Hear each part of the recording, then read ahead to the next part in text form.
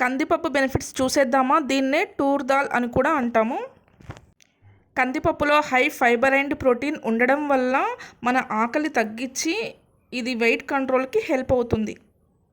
ఇందులో iron and folate అధికంగా ఉండడం వలన మన బాడీలో ఉండే హిమోగ్లోబిన్ లెవెల్స్ని ఇంప్రూవ్ చేస్తుంది. దానివల్ల ఎనీమియా తగ్గుతుంది.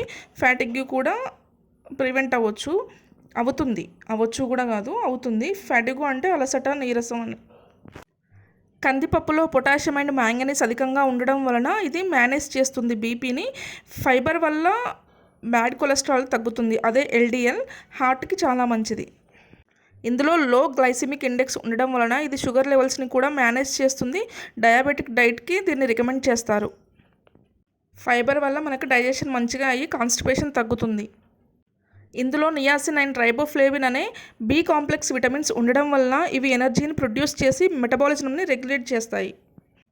కందిపప్పు వండుకోవడానికి టిప్ ఏంటంటే ఇది 1 అవర్ లేదా 30 minutes to 1 hour వరకు సోక్ చేయాలి. ఎందుకంటే ఇలా సోక్ చేయడం వల్ల దానిలో ఉండే న్యూట్రియంట్స్ అబ్జర్బ్ అవుతాయి. ఇలా సోక్ చేయడం వల్ల గ్యాస్ ప్రాబ్లం తగ్గించి డైజెషన్ మంచిగా అవుతుంది. నచ్చితే లైక్ అండ్ సబ్స్క్రైబ్.